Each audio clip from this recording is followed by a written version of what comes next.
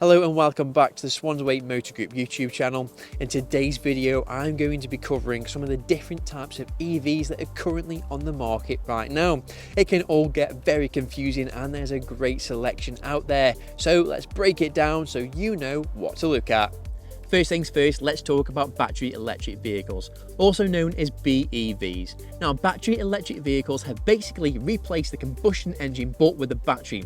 The battery then powers the electric motors, which generates zero emission driving, which is absolutely phenomenal. These batteries can also be recharged, either at home or whilst you're out and about via public charging stations.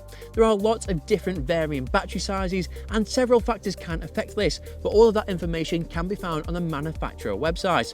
Some good examples of BEVs consist of the Nissan Leaf, the Renault Zoe and the Tesla Model S. Another form of electric vehicle are called plug-in hybrids, also known as PHEVs. Now, plug-in hybrids use batteries to power an electric motor, along with petrol or diesel fuel to power an engine. Now, these batteries can be recharged in the same way as what we just spoke about, but on a full charge will only really give you around 40 miles worth of range. PHEVs are seen as a stepping stone into the EV world.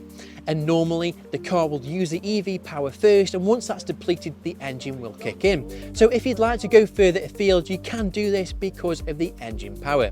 Common examples of PHEVs consist of the Mitsubishi Outlander, along with the Volkswagen Passat GTE. Hybrids, also known as HEVs, are another type of electric car, but these are slightly different because you cannot plug a hybrid in because the engine is the main power source here. That doesn't mean that you won't get any benefits though, it just means that you get slightly less miles, but you'll also get some tax benefits because you get less CO2 pollution than that of a normal petrol or diesel vehicle. Probably the most famous HEV in the world is the Toyota Prius, but Honda are quickly catching up and they have an extensive range of hybrids currently available. Fuel cell electric vehicles, also known as FCEVs, are something to take note of too. A fuel cell electric vehicle is powered by hydrogen.